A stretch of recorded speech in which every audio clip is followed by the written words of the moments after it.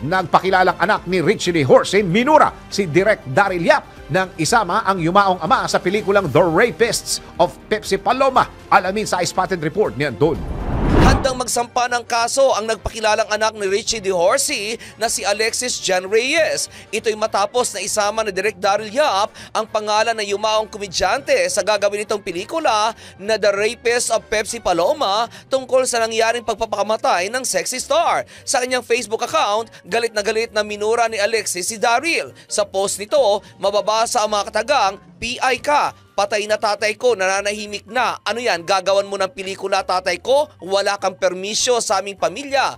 PI ka, tigilan nyo tatay ko." Sa Instagram story naman ito ay makikita ang isang picture na nasa loob ito ng isang law firm kausap ang tila isang abogado. Sa kanyang caption, sinabi nito na, "Meeting mo na Daddy Richie De Horsey. Ikaw na bahala sa akin ha. Lalaban ako para sa'yo. Hindi ako aatras. Ayoko basusin ang pangalan mo, Daddy." Kaugnay nito, bukas naman kami para sa panig ng mga taong nabanggit. At iyan aking balitang showbiz para sa impilang metodong lakas, DWIZ.